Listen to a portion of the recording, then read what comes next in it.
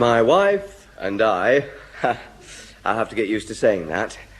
My wife and I would like to thank you all for coming today, especially Mr. and Mrs. Chambers for putting on this marvellous do, and to Thelma's Uncle Norman for his a few kind words. I don't know how to follow a funny speech like that, so I won't try. Rats. Oh, yes. Thanks for the lovely presents. It's a good job Thelma and I like toast, as we now have a toast rack for every day of the week. That should get a laugh. No, but seriously, we have had some marvellous presents, haven't we, darling? Uncle Norman has known Thelma since she was so high. And I myself have known her since she was not much higher. In fact, since Park Junior's Form 4B. On a fateful summer day when her desk was moved near to mine. So you can see that our affair has hardly been a whirlwind romance. No, rather it has been a long, drawn-out, boring affair of no interest to anybody but the pair of us. An affair which has, as the song says, grown better every day, stronger in every way. God preserve us. Hey, listen to this. It's a good job that Thelma and I like toast, as we now have a toast rack for every day of the week. Well? Do you think that'll get a laugh at the wedding? We'll hardly have them rolling under the tables, will it? You shouldn't try and be funny, Bob. You know how terrible you are at telling jokes. You can say what you like to me tonight. Nothing's going to get up my nose. I'm serene, above it all, on a different plane. I have achieved tranquility through concentration and discipline, plus 4 sleeping pills and 6 tranquilizers. You haven't. You'll sleep through the whole honeymoon. And 3 travel sickness pills. And an iron geloid. Why an iron geloid? Well, that one was a mistake. I hope it doesn't clash. Your system will never stand the shock. You'll become a drug addict overnight. Poor Thelma, thinking she's married a nice young man with prospects. What a shock's in store for her tomorrow night. She'll be lying there in a new nylon nightie, and there'll be you writhing around the floor having the cold turkey. Slavering at the mouth and pulling your hair out and screaming, "Where's me iron geloid? Where's me iron geloid?"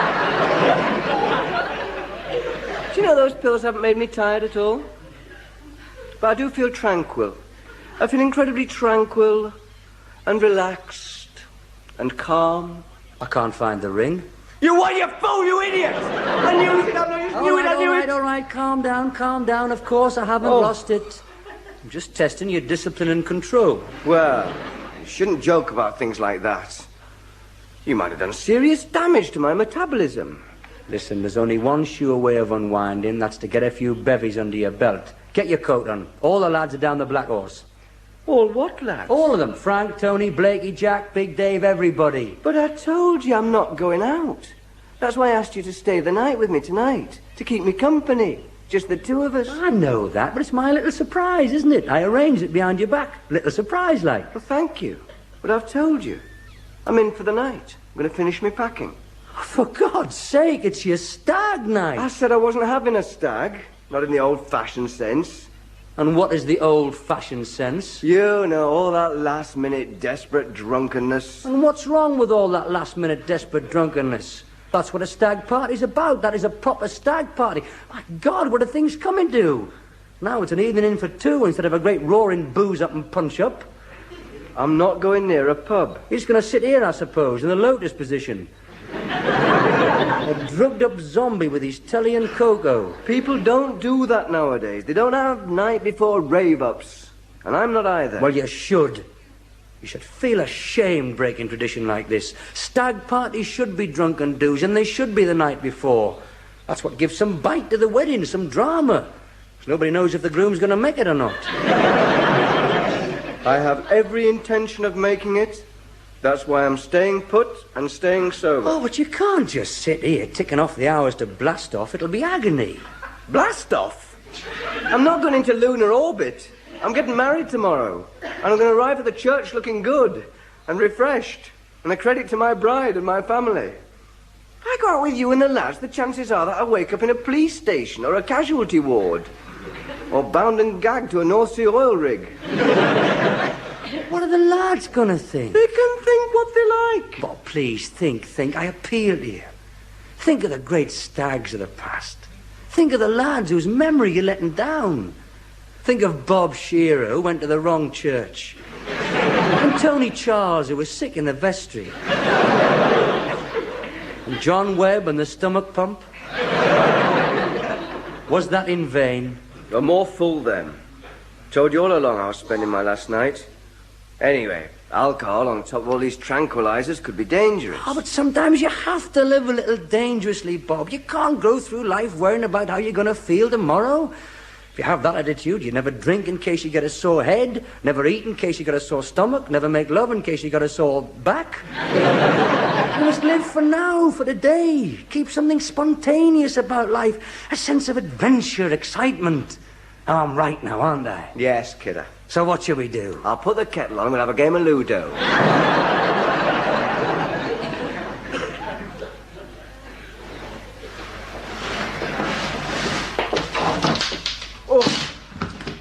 All packed. All done. No last-minute panic. No last-minute rush. You're going to make somebody a wonderful road manager. Well, I feel easier in my mind now, knowing I'm all done, I'm all packed. Well, shouldn't we set off to the church now? It's almost midnight. Avoid last-minute panic. Make sure we get a good pew. Passport, tickets, travellers' checks. What have you been doing while I was packing? Improving your game? I've been sitting here beside myself with excitement, waiting for the epilogue in the shipping forecast. Coco? I'll Coco you before this night's through. Would you like to read this? What is it? It's my honeymoon holiday brochure. I'd rather play solo Ludo, thank you. I've always wanted to go skiing, and Norway's so handy from here. This time tomorrow, we'll be in a chalet. I think I'll manage all right. Thelma and me have been taking the exercises. You've been what? You've been taking premarital exercises? For the skiing, I mean. Balance and poise and suppleness and all that. Yeah, it'll end in tears this honeymoon. Soon as your poise and suppleness goes, soon as you lose your balance and topple off. Yeah, you should see this hotel. The dining room boasts an international cuisine. There's a sauna bath, beauty parlour, and in the troll bar, our guests from many lands can relax with an après-ski cocktail. What does après-ski mean? After the skiing. After the skiing, mate, you will be relaxing with your left leg encased in plaster from toe to thigh. Or for late-night revellers, the Viking Discotheque offers dancing to the latest groovy sounds till dawn. Not for the limbless ex-skiers, it doesn't. You know, you're bound to break something now, don't you? A leg or a collarbone, or catch flu, or get frostbite. How can I get frostbite? Well, easily. You're in Norway, aren't you? That's where you get frostbite, Norway, places like that. Fancy catching frostbite on your honeymoon. Tax the extremities, you know. Now, for God's sake, I'm going skiing. Not a polar expedition. That brochure only talks about the centrally heated indoors. It gives no clues to the hazards without. No mention of the glaciers and avalanches and packs of man-eating wolves. Where'd you get all this rubbish from? Biggles in the Arctic? It just seems to me that the honeymoon is a fairly important occasion, being as it's supposed to be the first time you're embarking on the great adventure of kipping together. So why take unnecessary risks? You're going to spend most of your time giggling under the sheets anyway.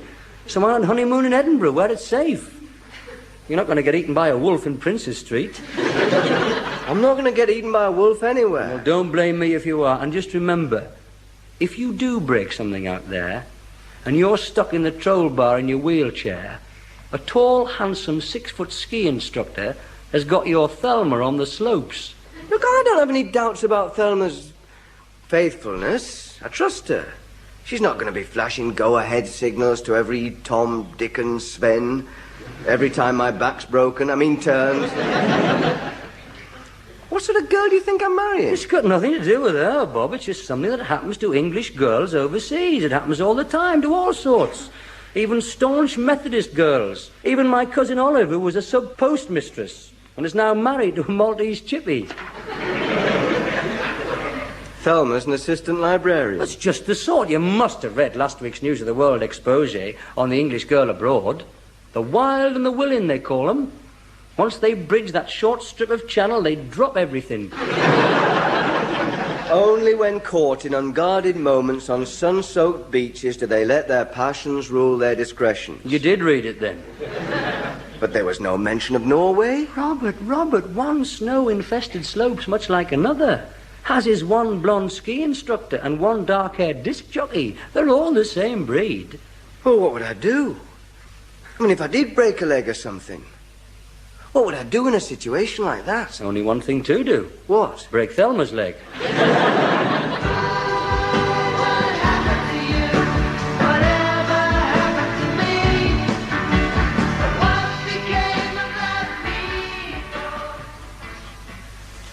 I thought you'd be fast asleep by now. Those pills don't seem to be working. I haven't been so awake in my life. Perhaps I should read a bit. We should never have played Ludo. All that tension and excitement, it's got your adrenaline going. Perhaps I'll rewrite my speech. That joke about the parrot. Did you think that was funny? Did that make you laugh? It was the high point of the evening, Bob. And I'm not sure about the toast rack bit now. Maybe I'll take that out. I don't want to be too controversial. Oh, what's the matter? I thought for a moment I felt a yawn coming on. Would you like another cup of cocoa? No. On second thoughts, you've had one too many already. No point in taking chances. I'll get into bed. Let's try and get some sleep. Oh, look, do I have to sleep with you? Why aren't I in the spare? I've told you my Auntie Beatty's in there. Yeah. Well, give us some room, then. Gotta move your feet, move your feet. You've got a warm bit there. I'm not sure Thelma would approve of this. She'll never believe the evening we spent. I can't believe it either. Do you know, I don't think it was a yawn. I think it was just wind. Now you tell me.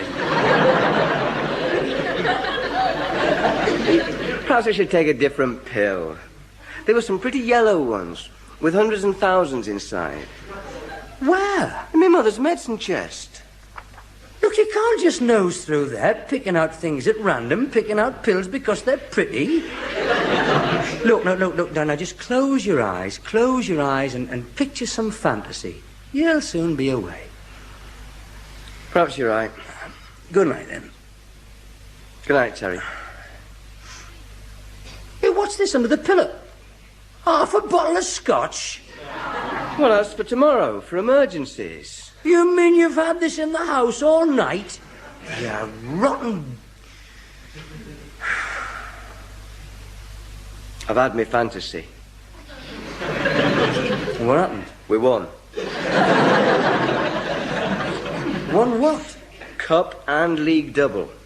4-1 at Wembley, in the cup, against Arsenal. Oh, good. I'm still wide awake, though. Well, give it a whirl. Go into Europe. We're losing. Away to AC Milan. Bring on a substitute yourself. That's what I always do. Score a goal a minute from the end. We'll still only draw. Oh, for God's sake, man, away goals count double.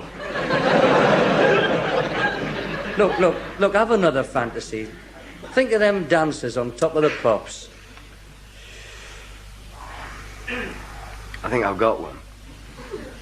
I've had this one before, but I never tire of it.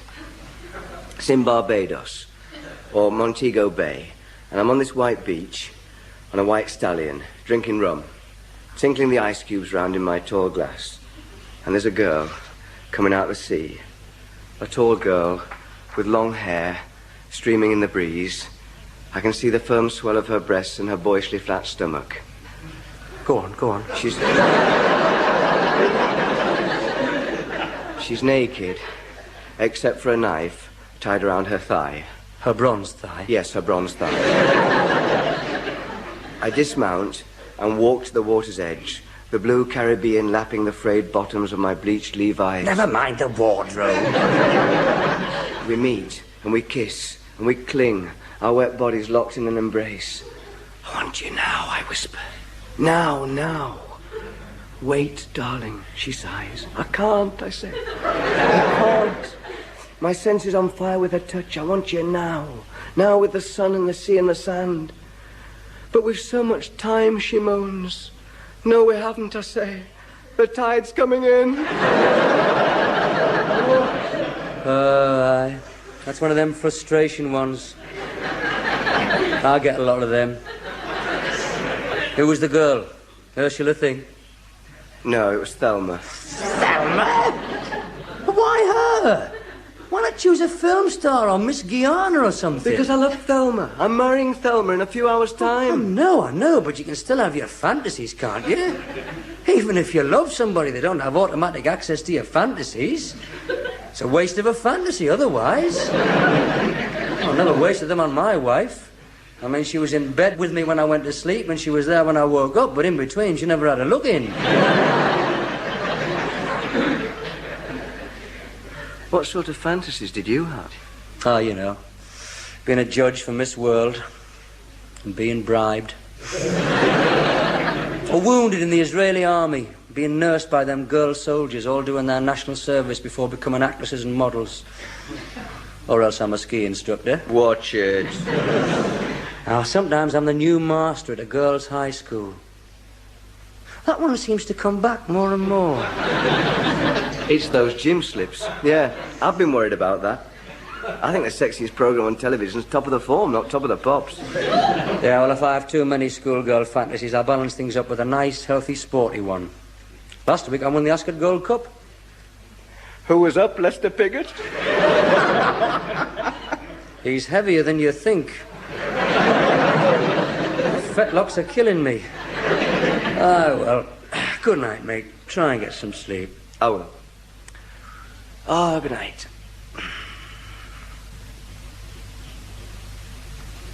No. No, Miss Morocco, I couldn't possibly. Please.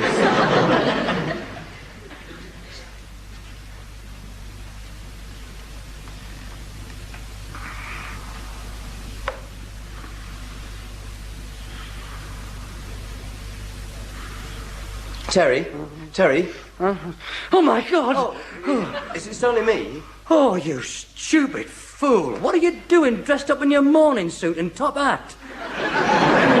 Oh, I thought you were an undertaker.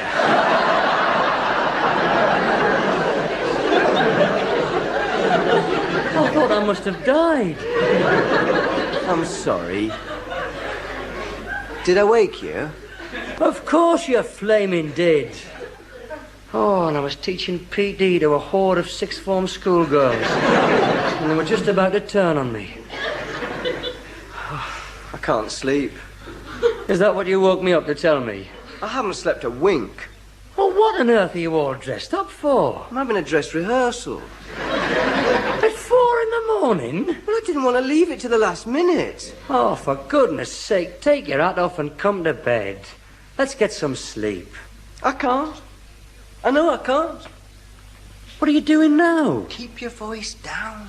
Don't wake me mother. Oh, charming. What are you doing?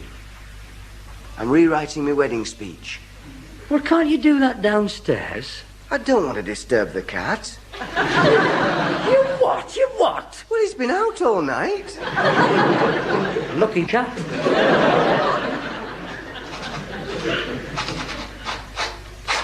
Oh, have you got a pencil? This won't work. Would you believe it? I don't happen to have one on me at the moment. Isn't that careless of me? Oh, it doesn't matter. I found a bottle of ink. Look, do you have to write with all the lights on? Can't you use a torch or your luminous rabbit or something? Of course I can't. Oh! Now look what you've made me do. Me? What have I done? Look, I've got ink all over my trousers. What am I going to do? Well, don't ask me.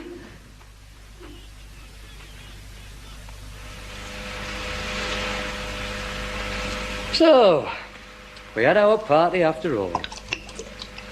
I knew I'd get you out in the end. The draw of the bright lights was too much for you. Here, here's your scotch. What have you put it in? It's all foamy.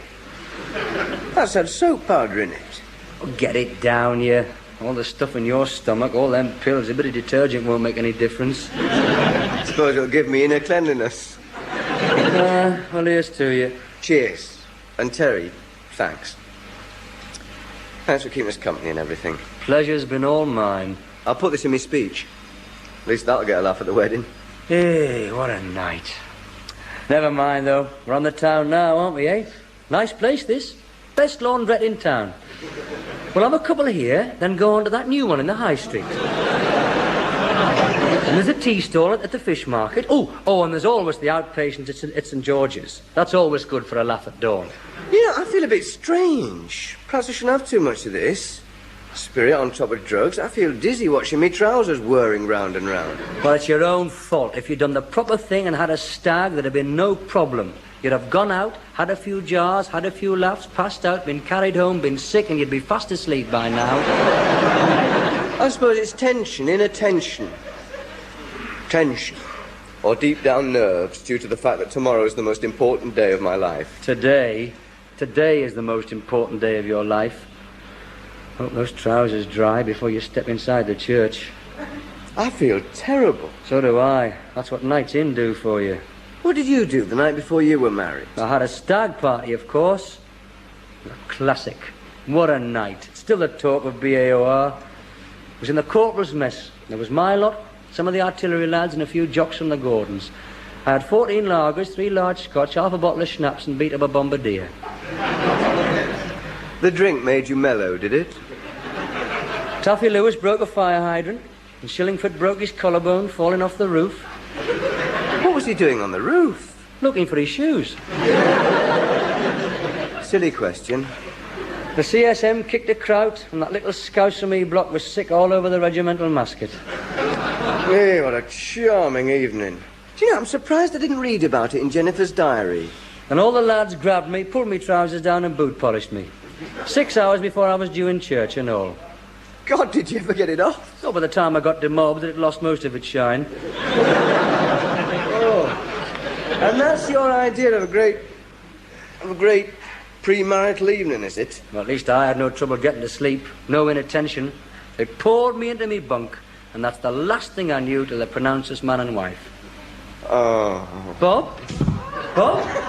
Come on, Bob, come on, pull yourself together, man. Oh, come on, mate, it's no good lying down there. Get up.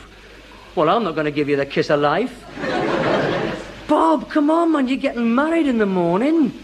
Boom, boom, boom, boom, boom, boom, boom, boom. Hello. Oh, evening, officer. Someone's been having a good evening by the look of it. Someone's been painting the town a little too red. Well, we haven't. We haven't been across the doors. Oh, aye. Pull the other one. Eureka liquor. Listen, all we've had tonight is cocoa, the epilogue, and a few fantasies. Cocoa? That's not what's in this cup. Have you got homes to go to? Yes, of course we have. We're just waiting for his trousers. Come on, lad. Wake yourself up. Come on, pull yourself together. My God, he's as drunk as He's not. Honestly, he's hardly had a drop. He's out cold. Oh, that's not the alcohol, man. That's not the drink. That's the drugs.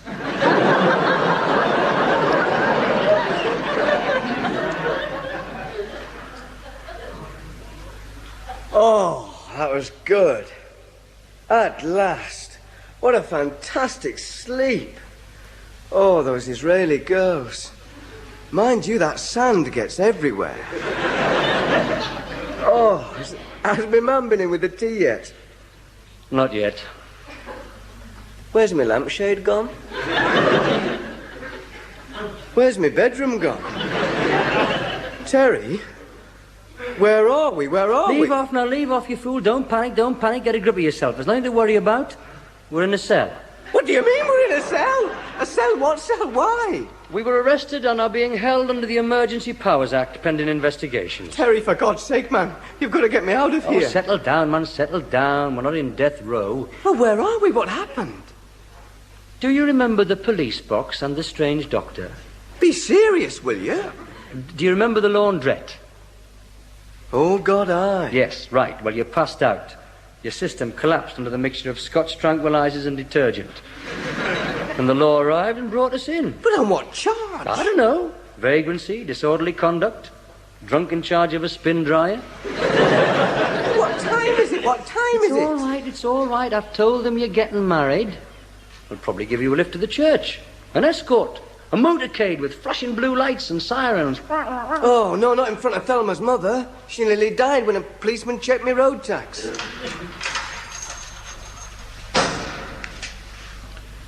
Alive, is he? Yes, sir. I'm sorry, sir. Sorry to cause you so much trouble, sir. What's going to happen? Right, there'll be no charges, lad. Just get yourselves off home. Oh, thank you, sir. You'll never learn. Stag parties. Why didn't you have it a few days earlier? Then have a quiet night in before the wedding. It's an important day, you know. Most important in your life. Don't want to turn up feeling terrible. Like I did. Well, thanks. I'll remember next time. Next time? How many wives are you planning on? Go on, let's get you home and get you dressed. Thank you, sir. Oh, by the way, I think these trousers are yours. Oh, God, they've gone white. Now that should get a laugh at the wedding.